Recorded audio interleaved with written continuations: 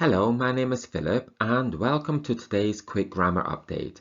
Today I will explain to you how to use raise and rise. Raise versus rise. Both raise and rise refer to something going up, but there is a difference. Raise needs a direct object. If you raise something, you move it up.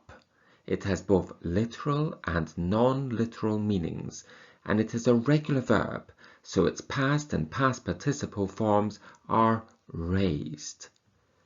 Some examples. I raise my eyebrows when I'm surprised.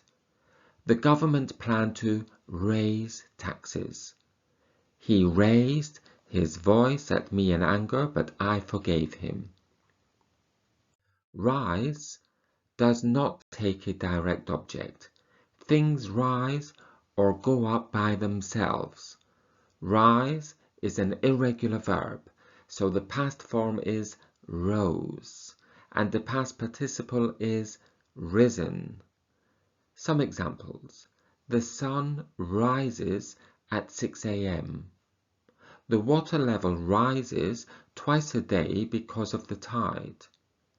The bird rose into the air and flew away. Remember, you can practice these and many other grammar points with me, Philip, anytime via skypeclass.com. Good luck with your studies. Goodbye.